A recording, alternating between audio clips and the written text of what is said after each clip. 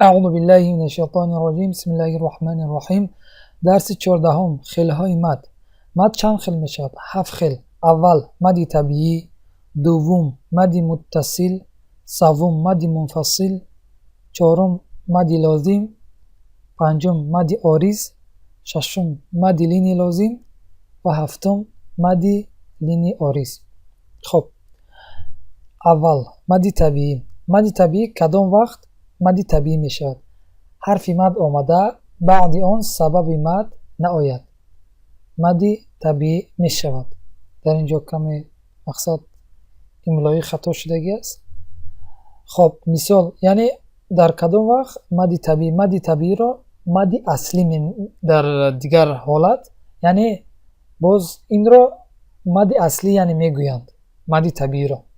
پس در کدام حالت مد طبیعی می شود؟ آن وقتی که حرف مد بیاید و بعد از حرف مد سبب مد نآید، یعنی حرف مد بیاید، یعنی مثال حرف واو، الف، یا اینها مد شوند اما بعد از اینها سبب مد نبیاد. سبب مد چی بود؟ حرف همزه و علامت ساکن.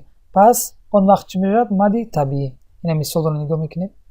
من یعنی اوتین، در اینجا نگاه کنیم بعد از حرف تا چی آمده است؟ حرف یا ساکن.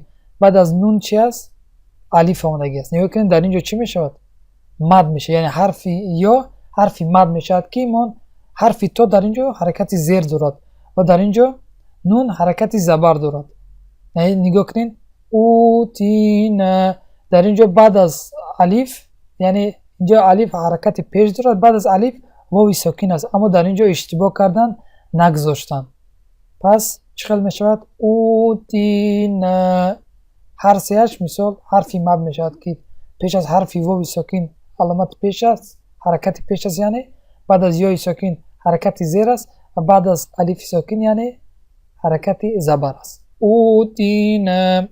مد طبیعی را چند مقدار کشیده می شود؟ مقدار یک الف کشیده می شود. یعنی مد طبیعی را میگن ما چند مثال میکشیم، یعنی پس در اینجا میگه که مقدار یک الف، یعنی واو را به مقدار یک واو میکشیم، یا را به مقدار یک یا و الف را به مقدار یک الف در مد طبیعی. اوتین. من از تجوید نو برای شما مثال را نشان میدهم. این هم مثال های مد طبیعی یعنی مد اصلی. نگاه کنید یا ساکن است، پیش از حرف یا چی است؟ حرف قاف که چی دارد؟ حرکت زیر. پس در این حالت چی می شود؟ این حرف مد می شود، این زیر یک یا دیگر اضافه می شود و با مقدار یک یا دیگر همین حرکت زیر کشیده می شود. قیله.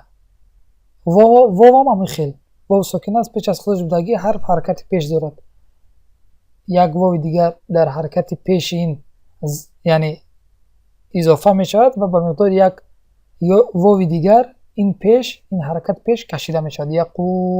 یقولو.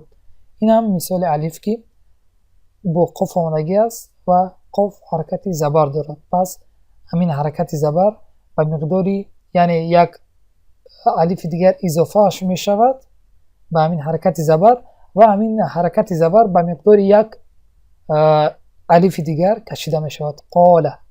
یعنی مد طبیعی همین رو میگن که حرف مد بیاد اما سببش نبیاد، یعنی همزه و ساکن نبیاید. انشالله امید دارم که درس را فهمیده باشید. جزاک الله خیرا و بارک الله فیکم. السلام علیکم و رحمت الله و برکاته.